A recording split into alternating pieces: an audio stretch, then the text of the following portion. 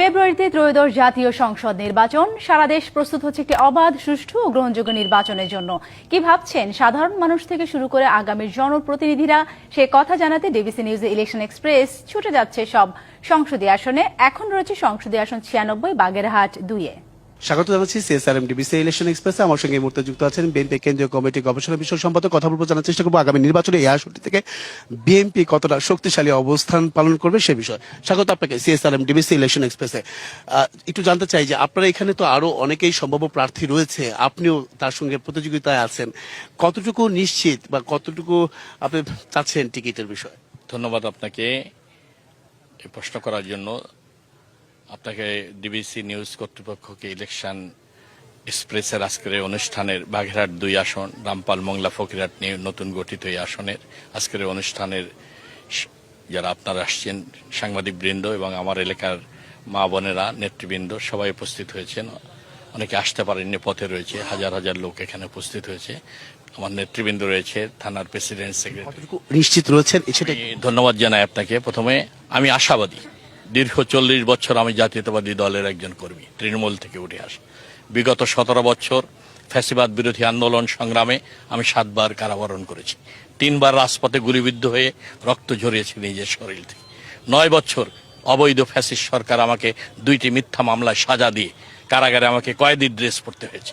রিমান্ডে আমাকে ধানমন্ডি, গুলশান, বনানী থানায়, ক্যান্টনমেন্ট থানায়, প্রত্যেকটি থানা আমার নামে মিথ্যা মামলা দিয়ে আমাকে 36 দিন রিমান্ডে, ডিবি পুলিশ, মিন্টু রোডে, প্রতিটি থানায় ঢাকার শহরে আমাকে রিমান্ডে সীমাহীন টর্চার করেছে 36 দিন।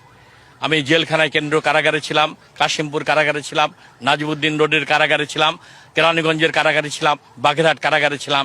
আমাকে শারীরিকভাবে, অকথ্যভাবে এবং সীমাহীন নির্যাতন, নিপীড়ন করা হয়েছে, রক্তাক্ত করে সারা শরীর। আমি মেডিকেলে, জেলখানায় আমি ছিলাম দীর্ঘ কয়েক মাস কাশিমপুর কারাগারে। আমি আশাবাদী গত 17 বছর আমাদের দলের উপর যে অত্যাচার নির্যাতন হয়েছে রামপাল মংলায়, এখানে শেখ হাসিনা এমপি ছিলেন, তার ভাই এমপি ছিলেন, খালেক তালুকদার খুলনার মেয়র মন্ত্রী ছিলেন, এই আসনের এমপি ছিলেন। যে পরিমাণ নির্যাতন, নিপীড়ন এই এলাকার মানুষ সহ্য করেছে, শুধু নির্যাতন নিপীড়ন নয়, হাজার হাজার নেতা কর্মীকে ঘর ছাড়া, বাড়ি ছাড়া করা হয়েছে, পঙ্গু করা হয়েছে। আমাদের অসংখ্য নেতা কর্মী, আক্তার চেয়ারম্যান, সালাম আমাদের বিএনপির নেতা, হালিম চেয়ারম্যান, সবাইকে, অনেক নেতা কর্মীকে হত্যা করা হয়েছে। সন্ত্রাসী জনমত ছিল। আমি আশাবাদী এই এলাকার মানুষ দীর্ঘদিন ধরে আমি মানুষের সাথে ছিলাম। বিগত 17 বছর আন্দোলন সংগ্রামে এলাকার মানুষ আমাকে ভালোবাসে আমাকে সিক্ত করেছে। তাদের দুর্দিনে আমি তাদের পাশে ছিলাম। ফ্যাসিবাদের বিরুদ্ধে আপনাকে যদি দল মনোনয়ন না দেয়, তাহলে কি এই বিক্ষোভ বা এই ধরনের কোনো হাঙ্গামা চলবে? আমি দৃঢ়ভাবে আশাবাদী। দল আমার যে অতীত কর্মকাণ্ড, বিশেষ করে 17 বছর আন্দোলন সংগ্রামে আমার যে ত্যাগ, আমার যে সংগ্রাম, দৃষ্টান্ত আমি রেখে এসেছি, দল অবশ্যই সেটা মূল্যায়ন করে আমাকে ধানের শেষে মনোনয়ন দেবে। আমি দৃঢ়। কোনো কারণে আপনাকে দেওয়া হবে? কোনো কারণে না দেয়, আমাদের ভারপ্রাপ্ত চেয়ারম্যান সহ অন্য স্ট্যান্ডিং কমিটির নেতৃবৃন্দ রয়েছেন।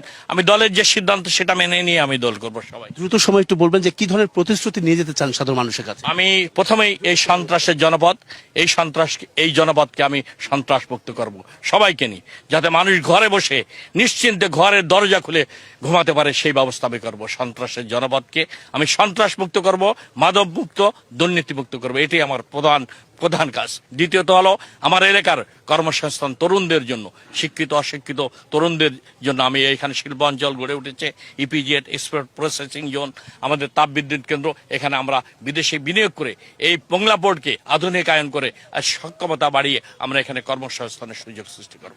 আরো অনেক গুরুত্বপূর্ণ বিষয় রয়েছে। লবণাক্ততা, পানির অবদার, পানির কারণে, বেড়িবাঁধের কারণে এখানে জীববৈচিত্র্য, মাটি ধ্বংস হচ্ছে, কৃষিকাজ ধ্বংস হচ্ছে, আপনার মাছ উৎপাদন ব্যাহত হচ্ছে।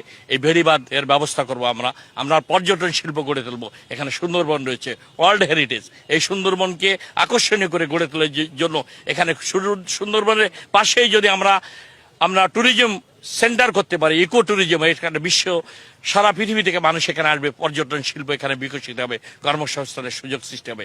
আমাদের বে অফ বেঙ্গল রয়েছে, আমাদের কাঁকড়া শিল্প রয়েছে, চিংড়ি শিল্প রয়েছে, এগুলো আধুনিকায়ন করে আমরা বিদেশে এক্সপোর্ট করে কর্মসংস্থানের অর্থনৈতিক সমৃদ্ধি অর্জন করে বিরাট ভূমিকা রাখতে পারবো। শতভাগ নিশ্চিত আপনাকে দেওয়া হচ্ছে? আমি আশা করি শতভাগ নিশ্চিত। এ দল আমার ত্যাগ তিতিক্ষা মূল্যায়ন করে বিগত দিনের আমার জনপ্রিয়তা, আমার অবস্থান, এই এলাকার মানুষ আমাকে কতটুকু ভালোবাসে আপনি দেখতেই পাচ্ছেন। শুধু একটি উপজেলায় আমাদের নেতৃবৃন্দ রয়েছে সাধারণ মানুষ, মা বোনেরা সাধারণ মানুষ। আমি এই দলের জন্য কাজ করেছি, মানুষের এলাকায় সাধারণ মানুষের সমস্যা দেখে আমি কাজ করেছি, তাদের পাশে ছিলাম। কৃষকদের জন্য, শ্রমিকদের জন্য, মেহনতি মানুষ। অসংখ্য ধন্যবাদ আপনাকে আমাদের সঙ্গে এতক্ষণ আপনি যুক্ত ছিলেন। পরবর্তী সংবাদ সন্ধ্যা 7টায় থাকছে ভিন্ন কোনো রাজনৈতিক দলের তৃণমূল পর্যায়ের নেতাকর্মী সহ সম্ভাব্য প্রার্থীরা কি ভাবছেন আগামী নির্বাচনকে কেন্দ্র করে সেসব বিষয়ের সঙ্গে থাকুন CSRM TVC ইলেকশন এক্সপ্রেসের।